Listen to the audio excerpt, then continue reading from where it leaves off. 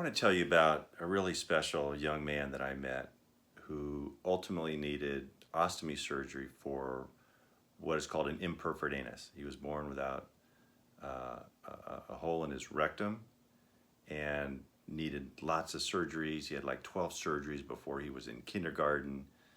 Had an ostomy for a while, then they took it down. He would wear diapers and try to bring it back, and then he had to wear an ostomy again. And now he's in school and he's being ridiculed, and he has accidents with his bag, and just really a challenging childhood. He has to change schools. He wrestles with the way he's handled by the teachers, parents fighting for him all the way. But he ends up at a place where he recognized that this is the way he was born and he has to get on with it. And he always had a dream to be a cowboy. He was a cowboy, but he wanted to ride bulls.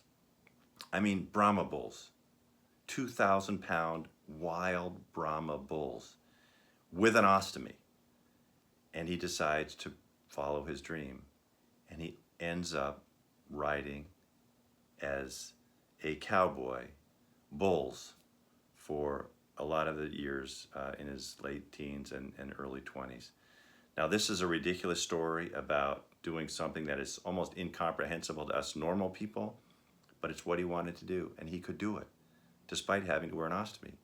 Now, his early years were tough. There was no getting around it. He talks about how painful it was to be laughed at and made fun of, and he had accidents with his bag when he was a kid, didn't know how to work it. Initially, it was his mom took care of it. Finally, he figured out how to do it on his own, and he got on with his life, and he got through those really challenging years. And it changed who he was. It made him more self-confident.